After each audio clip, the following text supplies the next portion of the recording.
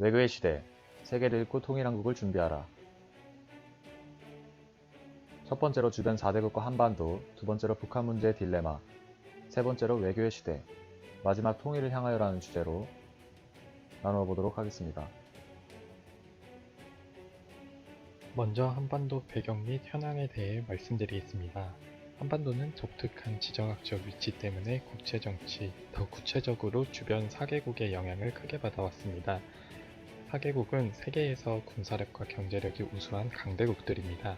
게다가 미국과 일본은 남한을, 중국과 러시아는 북한을 지지하는 형태로 양자 간 팽팽한 대결 구도가 이루어져 있습니다. 이에 서구 중심의 근대 국가 질서에 흡수되기 시작한 19세기 말 이래 한반도 상황은 국제 권력 구도가 변화하는 고비마다 요동쳤습니다. 그뿐 아니라 국내 지도자들은 새롭게 전개되는 국제 정치 게임의 판을 읽어내는 데 실패했고 국력을 결집해 대응할 능력도 없었습니다. 조선 말기 서양의 문물을 거부하며 스스로 발전에 있어 뒤처지다가 끝내 일본의 지배를 당하게 되었습니다.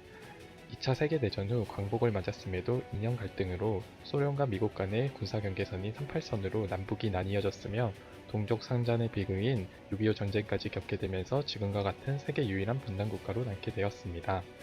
하지만 이젠 한반도 문제에 관해 적극적 주도자 역할이 필요할 때가 되었습니다.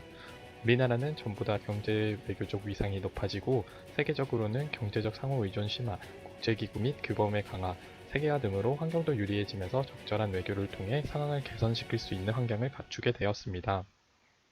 다음으로 한반도 주변 4개국에 대해 분석해 보겠습니다.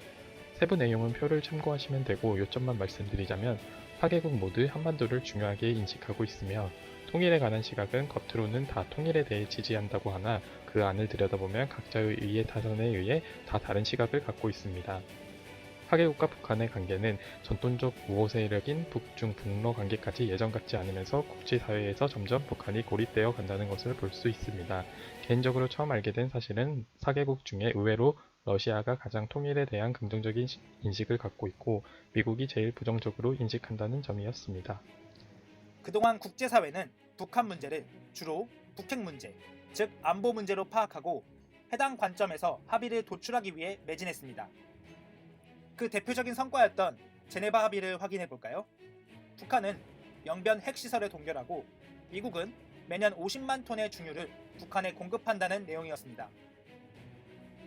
하지만 부시 행정부 시기에 제네바 합의는 좌초되었습니다. 클린턴 행정부에서 일했던 한 핵심 고위관리는 당시 공화당 정부 요로 인사에게 어떤 일이 있어도 북한에게 제네바 합의를 깰 명분을 주지 말 것을 권고했지만 받아들여지지 않았다고 합니다. 북한 문제를 다루기 전에 먼저 제1차 세계대전을 확인할 필요가 있습니다. 제1차 세계대전에서 전수국들은 패배한 독일을 막대한 전쟁 배상금 부과와 무장해제 및 외교적 압박이라는 혹독한 조건으로 몰아넣었습니다.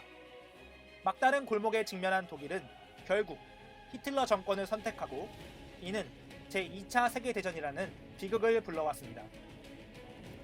체제 안보에 관하여 심각한 위기의식에 몰린 북한에 대해 외교적으로 풀어주면서 서방과의 연결고리를 단단히 만들어 놓고 문제의 핵 개발에 대해 강하게 압박하는 방법을 택했다면 북한의 핵 무장을 막을 수 있진 않았을까요?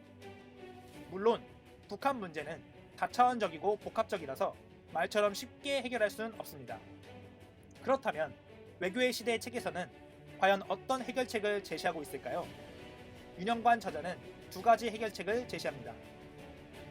첫째, 북한 주민들의 삶을 개선시키는 것입니다.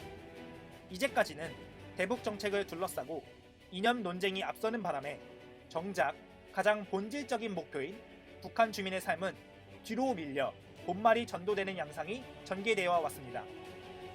만약 대북 정책이 북한 주민, 즉 사람에 초점을 맞춘다면 그러한 소모적인 논쟁도 없어질 것입니다. 둘째, 적극적으로 북한을 경제적 상호 의존의 네트워크로 끌어들이는 것입니다. 실제로 리비아는 핵 제재로 인한 비용이 핵 개발로 인한 이득보다 커졌다고 판단하여 2003년 핵 개발을 포기한 이력이 있습니다. 만약 북한이 국제경제 네트워크에 깊숙이 들어올 수 있다면 궁극적으로 핵 문제를 두고 리비아식 같은 해결법도 가능해지지 않을까요?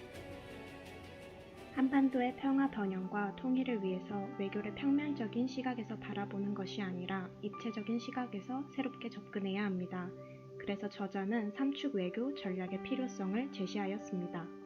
첫 번째 축은 한반도의 문제에 1차적 당사국들을 대상으로 하는 횡축 외교입니다. 미국, 일본, 중국을 대상으로 하는 외교를 의미합니다. 한미동맹의 유지와 발전, 일본과의 협력 확보를 기반으로 하면서 중국과의 협력을 심화시키도록 경쟁보다는 협력에 기초한 중첩 외교 전략입니다. 두 번째 축은 러시아, 동남아시아, 인도를 대상으로 하는 종축 외교입니다. 러시아와 경제협력 파트너를 확보하여 관계를 심화하고 동남아시아와 다자협력 틀에서 적극적으로 참여하여 아시아 태평양 지역과 국제 정치에서 외교적 위상과 입지를 강화하는 전략입니다. 인도와의 관계 강화를 위해서는 인도 시장 진출 기업의 범위를 점차 중소기업으로까지 늘려나가면서 산업협력을 강화하는 전략을 제시하고 있습니다. 세 번째 축은 전 지구를 대상으로 하는 글로벌 외교입니다.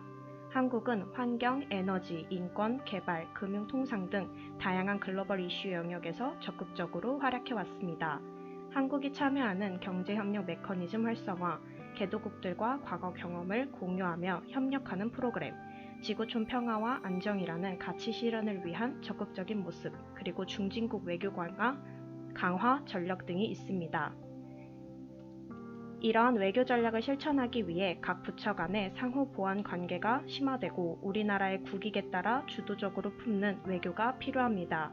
그리고 어느 나라를 상대로 외교를 하든 주권 사항을 지켜내기 위한 일관되고 단호한 노력이 중요합니다. 마지막으로 이와 함께 달성해야 할 통일 전략에 대해 다루어 보고자 합니다. 책에서는 크게 두 가지, 대외, 대내 전략으로 나누어 설명합니다. 대외 통일 전략으로 저자는 한미동맹의 지속을 강조하며 중국과의 관계에 힘을 주어 설명합니다. 우리는 중국에게 통일이 분단한 곳보다 더욱 유리할 수 있음을 설득해야 합니다. 중국의 현 대북 정책은 득보다 실을 더 많이 가져올 수 있다는 것과 중국 경제 발전에 효과적일 북한 개발을 강조해야 합니다. 한미동맹의 긍정적인 일본에게도 시베리아 개발을 원하는 러시아에게도 마찬가지입니다. 특히 러시아는 정치협력 또한 기대하고 있기에 이를 활용한 통일 전략을 펼쳐야 합니다. 여기서 핵심은 통일한국의 비전을 명확하게 제시하여 주변국들의 의혹을 사전에 불식시키는 것입니다. 통일한국이 동아시아에서 평화 구축 국가, 통상물류의 거점 국가를 지향할 것임을 알리며 이를 통해 국가 간 경제협력과 세계 번영을 가져다 줄 수 있음을 믿게 해야 합니다. 이처럼 조심스럽고도 섬세한 무엇보다 주인의식에 입각한 주도적인 외교로 주변국들로부터 한반도 통일의 협력을 이끌어내야 한다고 저자는 역설합니다. 더불어 저자는 남북 간 강한 구심력이 작동해야 한다고 말합니다. 독일의 사례를 본받아 구심력을 강화하는 방법은 크게 네 가지로 나눌 수 있습니다. 첫째, 남북 간 연결고리를 튼튼하게 하는 대북 정책, 즉 북한 주민들의 인간다운 삶을 위한 민주주의와 인권이라는 가치에 충실한 인간 중심의 대북 정책을 구상해야 합니다. 둘째, 비안보 영역의 협력을 실현해야 합니다. 더불어 셋째, 남북 간 상호 이익이 되는 경제 협력이 가장 중요합니다. 안보와 함께 정치 경제적 방향으로도 대북 정책의 보강이 필요하다는 것을 의미합니다. 마지막으로 초당적 단합의 중요함을 역설하며 저자는 책을 마무리합니다. 북한의 자원과 남한의 자본이 만나면 우리의 자강을 이룬다. 설민석 선생님이 한 말입니다. 나와 직접적인 영향이 없는 듯한 통일. 왜? 도대체 얼마나 중요할까요? 통일이 되었을 때 실질적 경제 이익에는 어떤 것이 있을까요? 대부분의 사람들이 통일 비용을 걱정하는데 실질적으로 분담 비용이 통일 비용보다 더 많이 들어간다고 합니다. 2012년 기준 남한은 약 33조 원, 북한은 약 1조 원을 국방비로 사용하였는데 통일이 된다면 적어도 무병제로 일하며 국방비가 절감될 것입니다. 미국 골드만삭스는 만약 한국이 2012년에 통일이 되었다면 50년 이내에 GDP가 프랑스, 독일을 추월하여 2060년에는 1인당 GDP 세계 7위일 것이다 라고 예측하였습니다. 이렇게 이야기해도 체감이 안 되실 것 같아서 한마디로 말하자면 지하 자원을 가득 품고 있는 북한과 협력 개발을 하게 되면 차 기름값이 리터당 500원까지도 줄어들어 교통비가 절감되고 그 돈을 모아 맛있는 막창을 마음껏 사 먹을 수 있다는 이야기입니다. 이처럼 가까운 손해와 먼 이익의 가치를 간파하는 통찰력이 우리에게도 필요할 것입니다. 단, 클스는 경제적 가치만 품는 것이 아닌 하나님의 마음으로 바라보아야겠죠?